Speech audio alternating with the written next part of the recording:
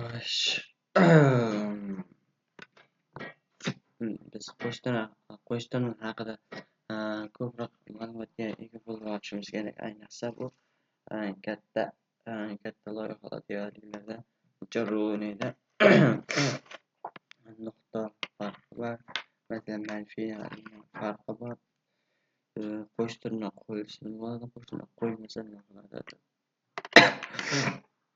Albatta ko'rishimiz kerak. Uzr so'rayman, misol ovozim past bo'lsa, ovozim g'alati bo'lsa, kirib beramiz bo'ldi. Uzr. Biz mana print orqali 5 plus 3 qo'ldik. Natijamiz 8 bo'ladi.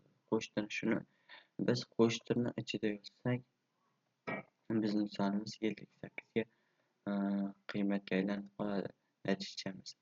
Albatta bu qo'shtirni, ya'ni bu faqatgina matnlar uchun ishlatiladigan bo'lishi kerak. Matnlar uchun matn yozmasak bizga xatolik chiqarib beradi. Masalan, ishlatib ko'ramiz.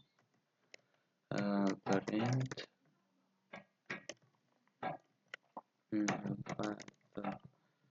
qilsak, albatta bizga chiqarib beradi, xatolik beradi. Mana bizda nima endi?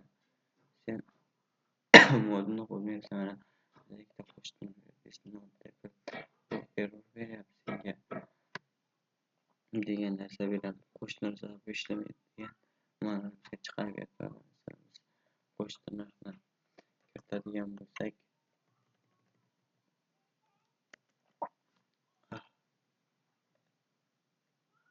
bizga Python degan ma'lumotni chiqarib berdi. O'shancha qo'shtirni yozadigan bo'lsak, albatta nuqta deganimizda bu kasr son, o'nlik kasr songa kirib ketadi. Buni matematika darsi o'tgan bo'lsa kerak. Bizda oldin minus bo'lsa, u manfiy songa kirib o'tib ketadi. Birinchida o'sha qo'shtirnoq harfga kirib ketadi. Son o'zini yozsang, bu Python o'zida